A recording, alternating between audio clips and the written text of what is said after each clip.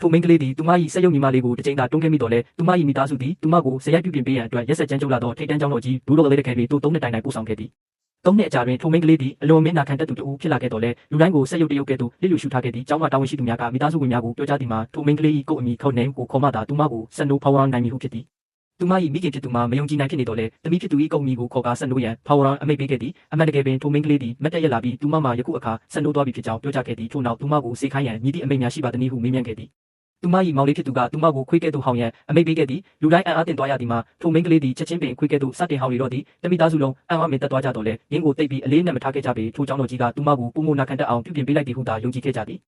သူမ၏မိခင်ကကျောင်းတော်ကြီးတွင်နေထိုင်ရသည့်ဘဝမှာမိတို့ရှိသည်ဟုမေးမြန်းရာထိုမိန်းကလေးကရင်းမှာတရားဝင်အမိတ်မဲလ်ကမန်မဟုတ်ကြောင်းပြန်လည်ဖြေကြားခဲ့သည်တို့ဖြစ်ရာမိခင်ဖြစ်သူကအမိတ်ပေးသည့်လေတံဖြင့်ထပ်မံမေးမြန်းခဲ့သည်တေချာပေါက်ပင်ထိုမိန်းကလေးကသူမသည်ထိုကျောင်းတော်ကြီးတွင်နာခံမှုကိုတင်ယူခဲ့ရကြောင်းဖြေကြားခဲ့သည်အခုဆိုလျင်သူမသည်တကယ်ဆက်ရုပ်တရုပ်နှင့်အလားတန်တူနေပြီဖြစ်သည်အိမ်တို့ပြန်ရောက်တော့အခါမိသားစုဝင်3ဦးစလုံးသည်အိမ်ထဲသို့လမ်းလျှောက်ဝင်သွားကြတော့လဲထိုမိန်းကလေးမှမူဤသည့်အမိန့်မှမရရှိသေးသဖြင့်အိမ်ရှိတကားပြင်ပတွင်ဆက်လက်မတက်ရနေခဲ့သည်ညစာစားချိန်ရောက်၍ထိုမိန်းကလေးပျောက်ဆုံးနေသည်ကိုတတိထားမိမှသာမိခင်ဖြစ်သူသည်တကားဝသို့တွားရောက်ပြီးသူမကိုအိမ်ထဲဝင်ရန်အမိန့်ပေးခဲ့သည်